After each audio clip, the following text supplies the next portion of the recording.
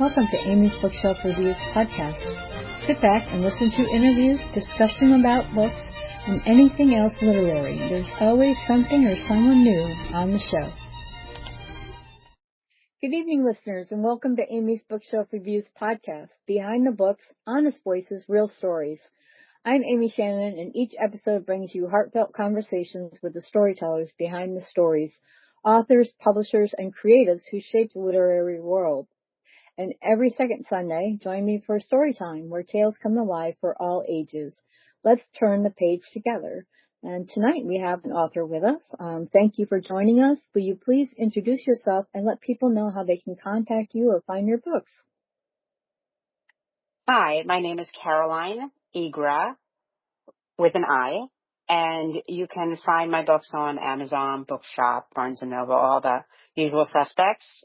And you also can contact me directly through my website, which is CarolineGoldbergIgra.com, CarolineGoldbergigra.com.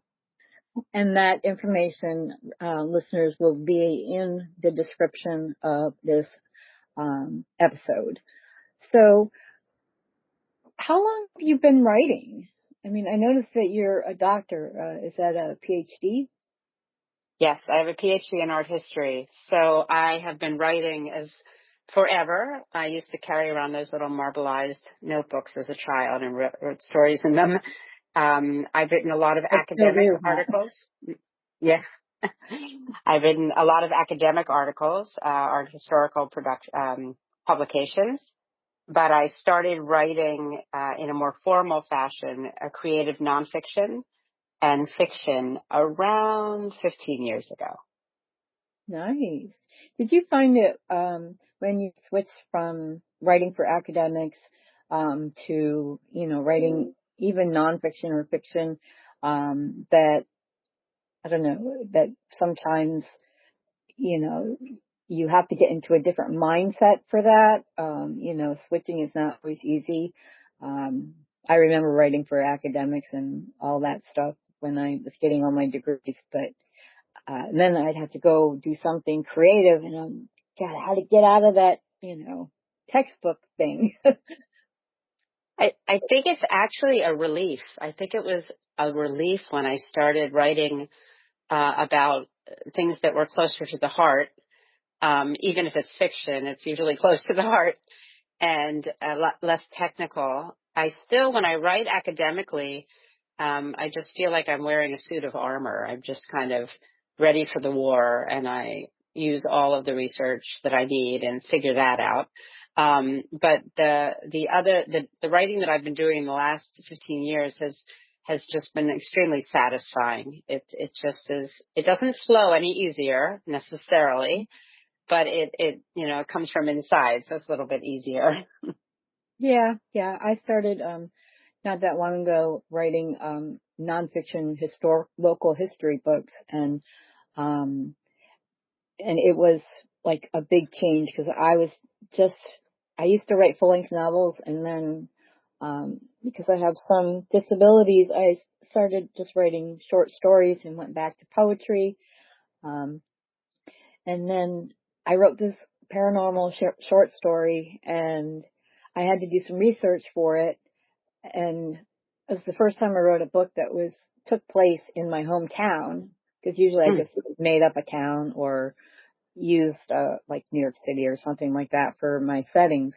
But when I was doing the research, I was like, oh wow, there's so much I didn't know. So then I decided after that book, that one inspired me to go the nonfiction historical way. So, and I'm doing research now for my second book on that, but it wasn't very easy to, sometimes because it's so long ago, there's holes where, especially where people, especially women, there are a lot of holes in history, and they're, like records and things like that. The only time you end up knowing, about someone is if they're in a census as the wife, or that's about it. Finding information on women is a lot harder than finding information on men, even if they didn't do anything. I think that's true. That's very interesting. I hadn't thought about that, but it must be very satisfying because then you get to dig in and really discover something. The Yeah, discovery is wonderful. oh yeah, I love it. And I was inspired by one of the people I had in my first book, but that was about basically everything that was taking place, and now I'm focused on individual people. I'll go to the cemetery and say, oh, I wonder what that person, who that Mm. person was, and I'll make a note of it, and then I'll research that person. And I've also, by accident, found descendants of some of the people that I've been writing about. So it's actually getting answers and finding that one little piece of information. It's very exciting. Uh, It so is. I think that I have to say that what you're describing is something that I'm experiencing now, because with this book I went back to my art historical roots, and there's a lot of art in the book, and I found it so satisfying that I'll never go back. From now on, I will go forward and always incorporate some kind of visual art as a keynote in the work, in my future work. And also now, just like you said, I mean, now I'm kind of leaning in my next book that I'm writing at the moment towards the historical, because I think that you end up uncovering things that pique your interest and move you forward. yeah, and I get so excited, and I tell my sons, because I live with them, but they're like, oh, okay, good, Mom. I'm like, you don't understand. This is very exciting. Especially when I talk to somebody who was a relative of somebody that I was inspired by. There was this woman that I just couldn't get away from wanting to know more about her. She, she wanted to have a school for girls to get the same academics training as male counterparts. And unfortunately, back in the 1800s, you if you were a girl, you went to school, you knew a little bit of math, you learned how to read and how to sew and how to, take care of your family, or, things like that. And you could only, if you were single, you could get a job as a teacher or a secretary. So, Mm. not making much progress, but her husband respected her enough that he opened a school for her because she could not legally do it. And it lasted for several years, and a lot of females back then got a proper education, including how to write letters. But, Right. that's a lost art anyway. So I always thought that was kind of cool, because it was the other stuff, science and math and all that stuff. And even our appreciation, knowing, that something is beautiful. And I think that art and writing go hand in hand, because when you're writing, you're painting a picture for everyone. Right. Right. Although I've noticed when I've done readings that I'm very careful to preface them um, as much as possible, a little bit more that I might have done with other novels that I've had, just because some people don't have the ability to take the description they're hearing about and turn it into something visual. It doesn't have to be accurate. Everyone Right. comes with a different picture, but not everybody can take that step. So actually in some of the talks that I've been doing, some of the events, I've brought some visuals, some examples of paintings that I might be discussing or that I do discuss, and people have been very receptive to it. Everyone likes it's we're such a visually oriented culture at this point. Nice. And so tell the audience the name of your book, and you said you had an excerpt to read? Yes, so it's called Pictures of My Desire. And shall I read now? Yeah, that would be great. Thank you. Okay. So I'll just preface this that my book is written in alternating um, chapters for different characters, three main characters. And the one I'm reading is this young man named Nate, who works at an art auction house, and he is mired in inherited Holocaust trauma. He's a very depressed young man. It's very hard for him to be happy because he wants to fix what went wrong with his family, if that's possible. The novel's set in a contemporary time. And what he does is he meets this young woman who he thinks has access to the painting that he believes was stolen from his family. And if she can help him get the painting back, Mm-hmm. everything will be better. So she doesn't really know that part yet, that her name is Emily, but she understands that he has some issue with the Holocaust, and she wants to help him, and she's an art historian. So she takes him they walk up Madison Avenue in New York City, and they walk towards the Jewish Museum because there's an exhibition of stolen art that was stolen during the Holocaust. Right. Art that was stolen and then returned in many cases when it was discovered. In the few cases where it's discovered, it was returned. So the whole issue of restitution comes up. So they're in the gallery, and they're walking around, and he hates it. He's miserable. He doesn't want to be there. He doesn't want to see any of what she's showing him, but he likes her. So he can't run away. They're in two rooms. We're in the first room. It's mostly newspapers and documentation, and the second room is a room of contemporary art. So to start in the first room, it says, I unbuttoned my collar in the first gallery, trying to cool down, but continued perspiring more by the second. Emily didn't have any idea that she'd walked into not only the source of my pain, but my main reason for seeking her out in the first place. I was still reluctant to share this information, telling her my story, or rather my obsession, about what kept me up at night and how poorly it was affecting my mental health, meant risking an end. I would come off as crazy, and she'd run. The only thing that kept me calm was Emily herself. She walked around the galleries, taking it all in, reading each panel, stopping at every work and artifact, leaning over the vitrines to study the documentation attached to the long and twisted journeys of both sought and rediscovered objects. I drifted in her wake, wanting to be anywhere else, barely looking at the objects on display. Although Emily knew nothing of my frenzied search, she was aware of my family's losses during the war. I suppose she figured this exhibit could bridge the gap that had opened between us when I'd freaked out at an earlier time, that it would address the injustice, but I didn't appreciate the purified, cleaned-up version of the subject presented within the museum's galleries, in the happily ever after that had nothing to do with my own experience. The sanitized story presented at the museum belittled the tragedy, denying the magnitude of the damage experienced by the families in the generations that followed. Whether or not property was recovered, searches reaching a satisfying end, was entirely beside the point. The pain of those caught in the tide was the real story. We stepped into the second gallery. Here, there were only a handful of works, but they were enormous in dimension, spaced at a large distance from one another, allowing visitors maximum room for concentration, even reverence. I felt a little more comfortable without the clippings and yellowed pages of history in the former galleries.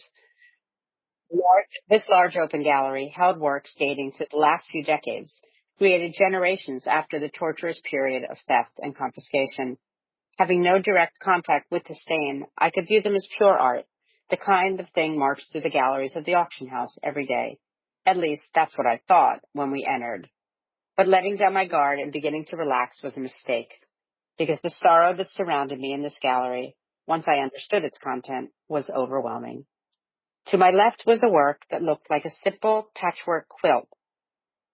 Casually moving closer to get a better look, I saw that the vast field of yellow I'd assumed to be flowers was instead a network of smaller fabric panels, at least 20, each based on sketches of everyday life produced by the children at Theresienstadt. I'd once read a book describing how the Red Cross had encouraged the children imprisoned there to recreate the minutiae of their daily lives, as if this act might hasten their return to what they'd been forced to leave behind. I dropped Emily's hand in shock, my head pounding as my blood pressure rose. I'd never thought about the children, about what it was like to grow up in this way. My grandparents were a bit older when their world turned upside down. Turning away, I was immediately confronted by an enormous oil painting. From afar, it looked abstract, a field of crosshatches with no relationship to a real object. But with closer study, I discerned the bold, expressionistic rendering of an architectural structure, thick with black brushstrokes, deconstructed into two-dimensional parallel planes. The text labels on the wall identified the subject depicted as one of the synagogues in Berlin destroyed on Kristallnacht. I felt dizzy. I swiveled, putting the human torment suggested in these first two works behind me, shutting out the troubling thoughts they provoked. I marched across the enormous gallery to the last work, one that seemed empty of significance, having no subject matter whatsoever. This was going to be safe. The work was a large rectangle covered with sweeping swaths of brown, beige, and black. It looked like an image of a rainy day, one of those where the world turns to mud. I began to breathe a little easier, certain this canvas was innocuous, unlike the others hanging nearby. It would provide the break I needed. But I was wrong.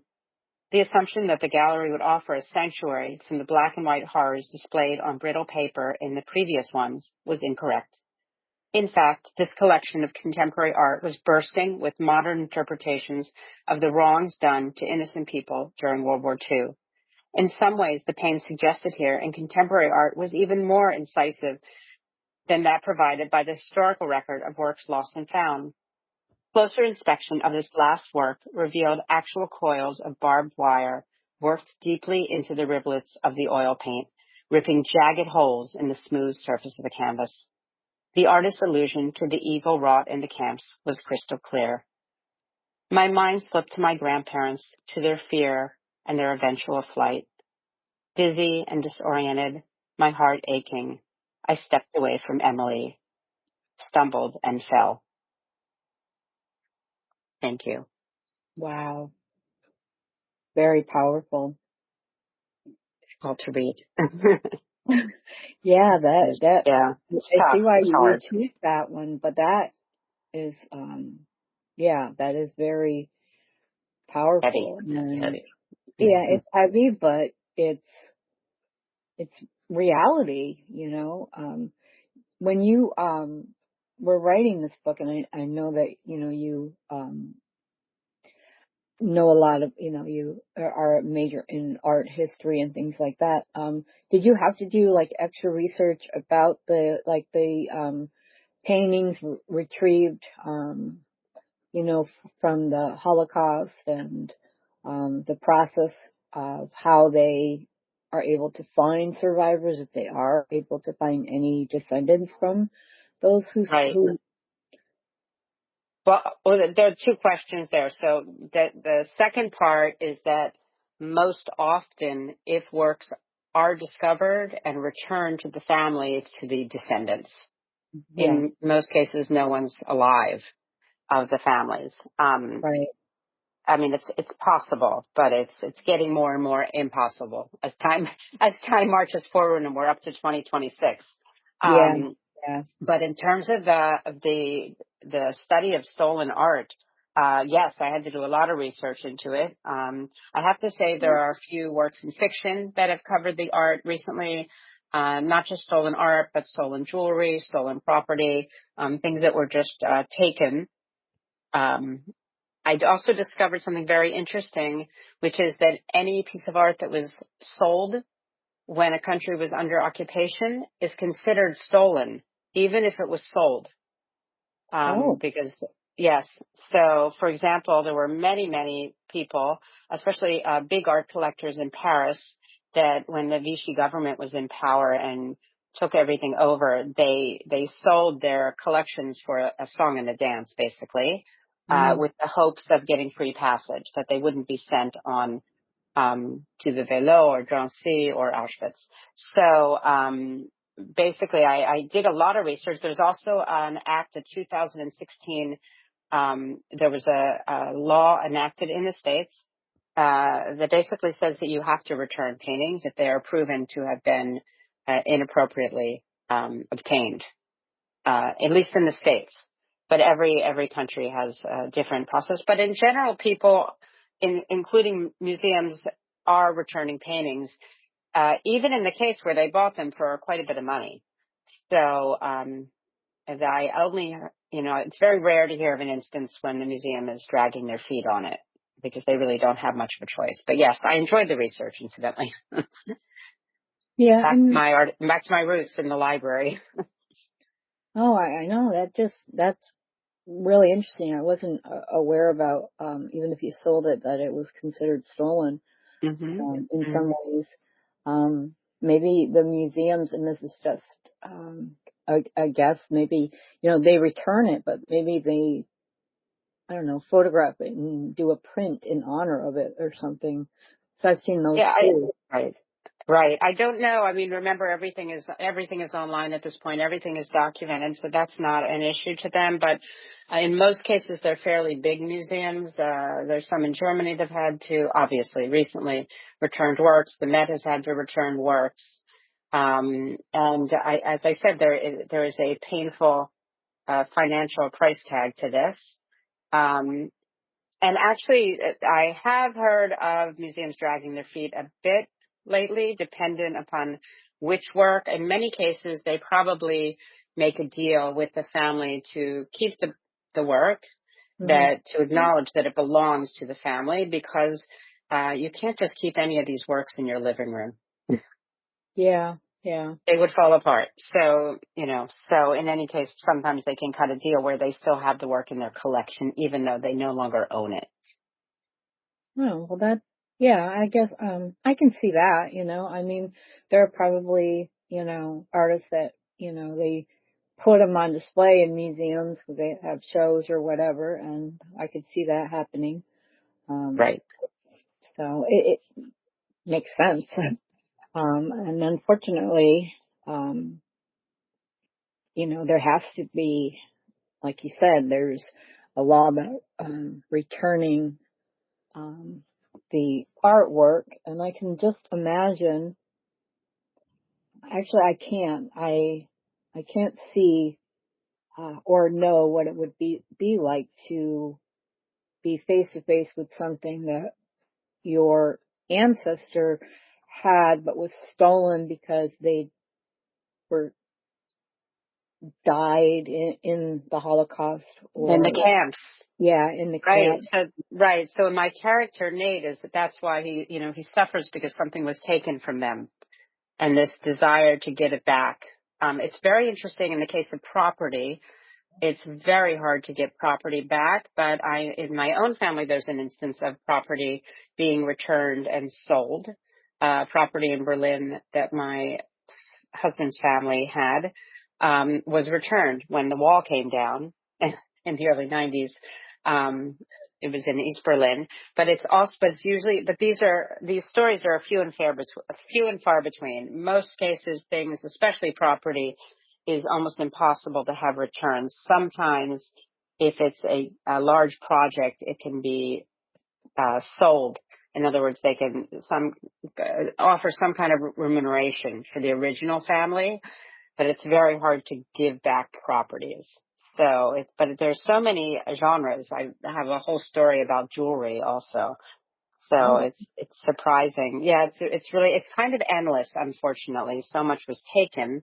Just people just walked in, and there was a law after the Vichy government took over in Paris, that Jews no longer owned anything.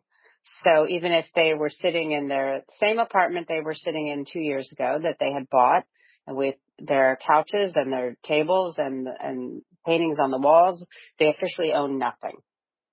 right. So, right. So it's not a happy subject, that's for sure, but it's a fascinating one, especially the idea of, I mean, if you can't right the wrong, which of course nobody can right the wrong, Right. in some fashion, compensating people. I think that the stories of people that have recovered artwork and recovered property are they're very satisfied with that. They get something back, some little piece of something that went wrong is made right. So, Yeah. Yeah. It's, I mean, I really enjoy history, local family, and world history. And, um, you know, I studied a lot about World War II and everything that was going on. And I found that and I don't want to say that it's like, oh yeah, it's my favorite period. It's not. It's like, it's, it's fascinating and it's disturbing and, you know, but it's also emotional, and you also learn that, you know, the, the evil one exists. And I couldn't, I'm like, when, Hitler got all these generals and they were just as psycho as he was. It's like, how do psychopaths know that it's okay? Let's all join. This is fun. Let's, start killing people. And I always found that it was like, I mean, some people they only did it under duress. Um, some only did it because they were soldiers in the Luftwaffe. And I probably really messed up that name. And, those were the soldiers that were just doing their job because it was soldiers. So they were on the battlefields, but then you had the SS and, the generals and, people stealing anything, basically the clothes off the backs of the people that they were just shooting and throwing into pits, or telling them they're going to go take a shower. And it's, it's like one of those things that you can't imagine, but that it happened.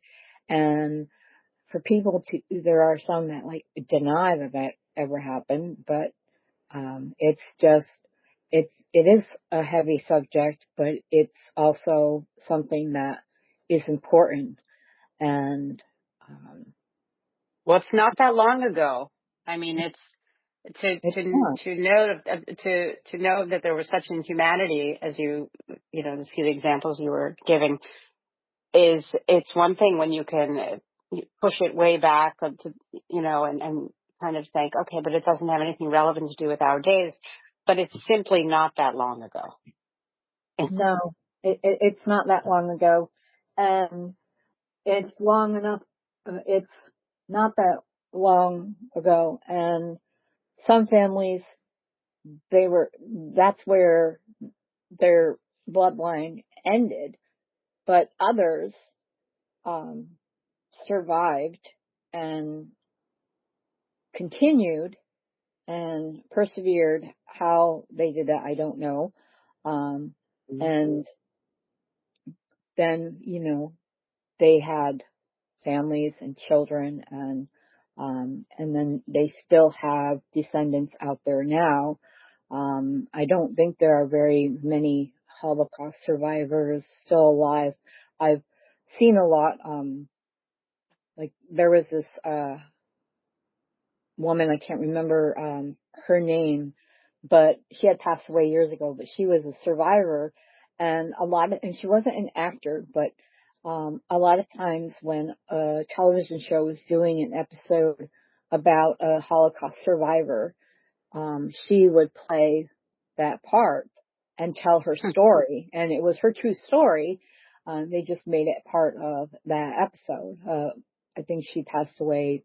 Well, it's been quite a while, but it's like every time you hear that story, and it's disheartening, and I don't know if people quite learn their lesson from it. No, I think you're right. Oh, for sure not. What's that about? We're all going to repeat all the mistakes we make again and again. There are a few survivors, incidentally. There are still there's survivors I know in Israel now and elsewhere in the world. But there won't be soon. Right. The window is closing. I mean, I think that if you were a baby at the time, which was completely possible, you could be, say, 80s, low 80s. So we might have another 10 years, and that's it. And then they won't remember anything anyway if they were babies. Let's That's hope not not. Yeah. right. Yeah. Let's hope not. Exactly. Maybe better not to. Well, I really enjoyed this conversation. I know it was heavy, but I can't wait to read your book. I have it now, so I will definitely read it. And if you, in the future, have any other books coming out and you would like to come back, or we could have you come back and continue this conversation, I would really appreciate that. That would be lovely. I'd be happy to. I really enjoyed it myself. You're a very good conversant. Thank you very much. So it's the end of another great conversation. Thank you for being on the show. I'm sorry, I'm almost in tears now. And, Oh, and I'm thank so you. sorry. No, Thank that's you. Thank okay. you. No, it's wonderful. Thank you, audience, for listening. If you wish for you or your book to be on the show, just go to amysbookshelfreviews.com/podcast and schedule your pre-recording. Please follow this podcast on Spotify. I'm Amy Shannon. Be safe, be well, and always be kind. Tune in here again next week for another tantalizing discussion. Thank you for listening to Amy's Bookshelf Reviews podcast.